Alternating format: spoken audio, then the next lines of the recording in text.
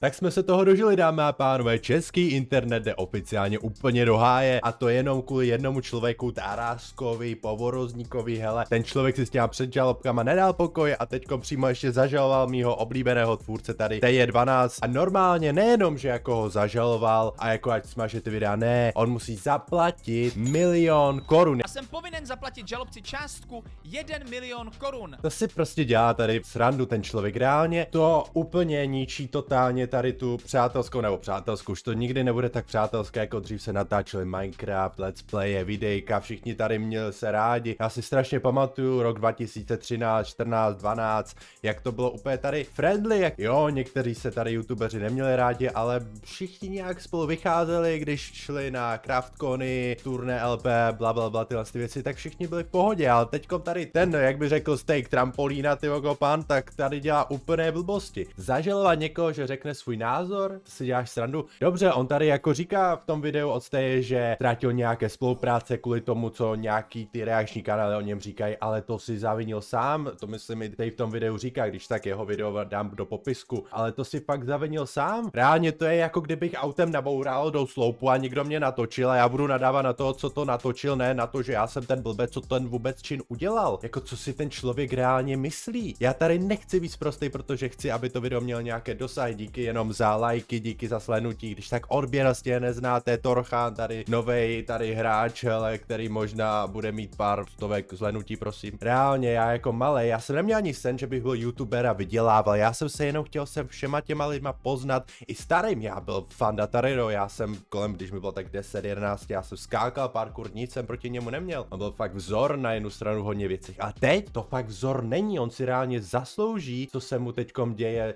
za facanec od celého internetu a od spoluprací, lesті fakt nějaké spolupráce od něj odešly. On si to fakt zaslouží. Když ten člověk jako tady jako takovej teďkom točí hlavně dětský content, tak když už takovej content točíš, tak máš být fakt vzor, nebo být takovej prostě funny týpek, jako já nevím. Víš co, když si člověk představí Michala z kouzelné školky, ten za celou svou kariéru, nebo co aspoň já si tak pamatuju, neměl ani jeden skandál a byl fakt pro několika dětí ten nejlepší dětský jakoby v té době, prostě influencer v té době, víš co. Chápeš, to byl největší Michal, to je největší goat celého Česka pro děti, fakt Michal z kouzelné školky, ten to byl týpek. Ne tady Taras, tyjo, který se tady snaží dělat nějakou osvětu, že ten je ten dobrý, ten je ten ublížený, tam si to všecko udělal, tyjo. On reálně dělal už předtím strašně blbé věci, ale nikdo ho tady nedával přes prsty, facky nic, ale teď když dostává, tak předžalobky, žalobky, všecko, ježišmarja. Se ani nechci vyjádřovat, jak v těch videích tady už novorozeně a už ho milkuje, tyjo, už na něj dělá videa. To si děláš srandu, nech to dítě žít, doprčit života. Ty další dětsky jako Arianka, ježiš, to je tak zlaté dítě na těch videích, ale já se fakt bojím, co se jako může stát, víš co, později. Tohle je fakt milkování dětí a to dítě to ani... Doufám, že to dítě bude mít krásný život, fakt mu přeju to nejlepší, protože tohle to si fakt nezaslouží určitě. Víš co, už jenom to dítě může být sebehodné, sebedobré, jak může být, ale víš co, všichni takhle děcka budou mít toho jejího tatínka za toho blba. Já až budu táta, tak já v životě bych nechtěl, aby takhle moje dítě mě vidělo v tomhle světle, že tady kalím, tady úplně 30 kalí, tyjo, jako kdyby mu bylo 20, já blbosti, to fakt si nech, když ti je 20 a ne když už máš rodinu a snažíš se být nějaký vzor pro děti. Ale potom, jak se tedy tu bábu našel.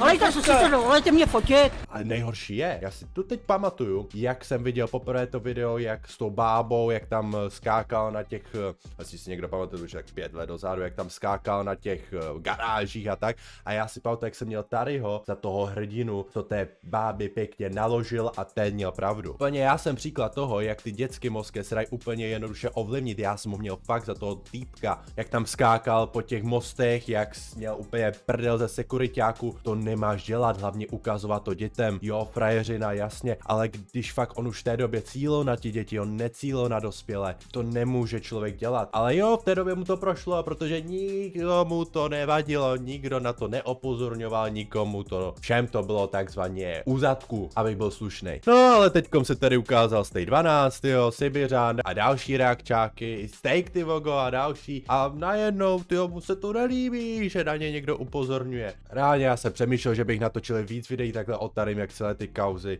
jak teďkom s tím porodem, ale to nemá smysl a hlavně nechci dostat nic, jo, samozřejmě všechno, co tady řeknu, je můj názor, jo, jako nechci dostat žádnou předžalobku, jasně, protože nemám skoro ani na rohlíku, hlavně ten tady, on po něm nechce jenom ten milion, jo, milion to si dělá srandu, jo, on to odůvodně tím, jako v tom videu, co jsem tak pochopil, to je, že měl fakt, že ztratil tu spolupráci a ztratil nějaký 3 mega, tak po něm chce tady melounek, jo, ale on po něm chce ještě, aby zaplatil celý ten soudní řízení a smazal všechny ty 3 videa, co jste na něj udělal. Už chudák Stay, ten nic takovej hodnej chalant, jo, pěknýma vlasama, žádnou pleškou, jak já proto nosím čepku, ty vole, a on tady dostává takovou bídu.